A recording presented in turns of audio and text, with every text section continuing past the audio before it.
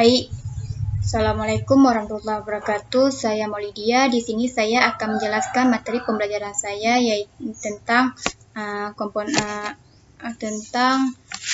dasar-dasar komponen komputer yang kaitannya dengan bidang TKJ, itu bidang saya sendiri. Nah, yang pertama dia monitor.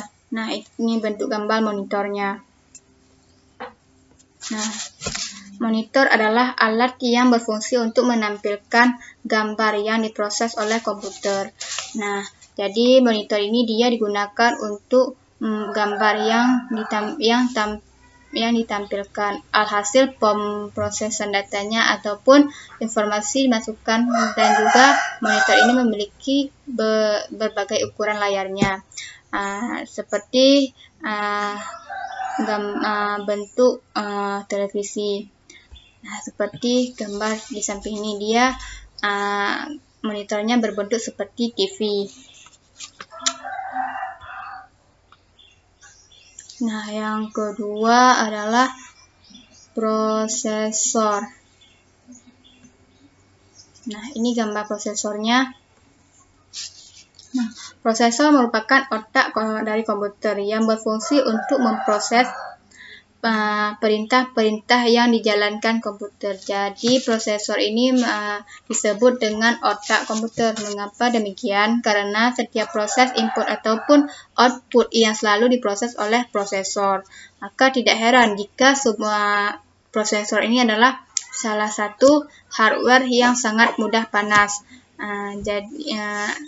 Yang sangat mudah panas. Karena itu prosesor ini dilindungi oleh kipas angin sebagai pendinginnya. Nah, yang ketiga hard disk.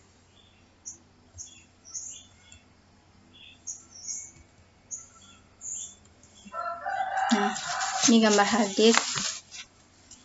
Hard disk adalah penyimpan data yang berfungsi menyimpan data-data dalam komputer yang jumlahnya sangat besar. Jadi dengan adanya hard disk kita bisa menyimpan semua file, dokumen, ataupun data-data lainnya. Jadi dia tidak akan mudah hilang. Nah, hard disk ini dia berbentuk seperti tempat pemasukan kaset ataupun CD dalam komputer kita, dalam CPU komputer kita. Yang keempat RAM. Nah, ini RAM-nya. Nah, RAM ini hampir sama seperti gambar card line. Iya. Yang letaknya pada mainboard juga. RAM merupakan singkatan dari Random Access Memory yang berfungsi sebagai penyimpan memori sementara di komputer. Jadi, RAM ini maksudnya bersifat sementara. Semua file, dokumen, ataupun data-data lainnya yang kita simpan di dalam memori ini dia hanya tersimpannya sementara. Maka jika ketika komputernya di restart ulang, dia semua file, dokumen, ataupun data lainnya yang sudah kita simpan tadi, dia akan mudah hilang karena RAM-nya bersifat sementara. Yang kelima, VGA atau video card. Nah, ini dia gambar video card seperti gambar kipas angin. Nah, perangkat keras ini merupakan perangkat yang berfungsi untuk mengatur tingkat resolusi gambar atau kualitas gambar. Jadi VGA ini semakin besar kualitas atau spesifikasi VGA-nya maka akan semakin bagus gambar, kualitas gambar kita, ataupun video lainnya, ataupun videonya juga, dan lain-lain. Yang keenam adalah motherboard. Nah, ini motherboard. Dan ini gambarnya, semua komponen-komponennya tersimpan melekat pada motherboard. Seperti gambar ini.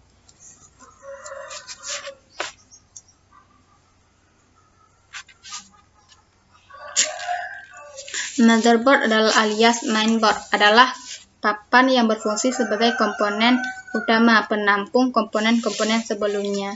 Jadi mainboard ini perangkat seperti mainboard ini semua perangkat seperti prosesor, RAM, hard disk dan lain-lain terhubung menjadi satu di papan induknya. Dia semua komponen-komponen yang seperti RAM itu melekat pada papan mainboardnya tadi.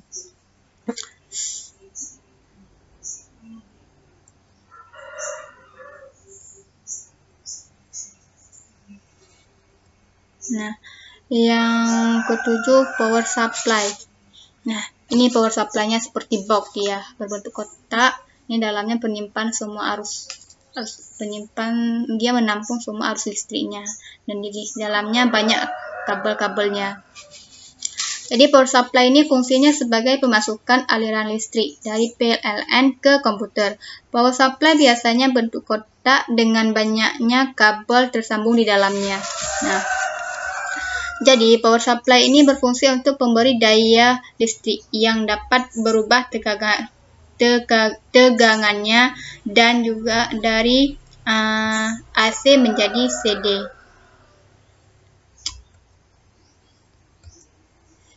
Yang ke-8, casing.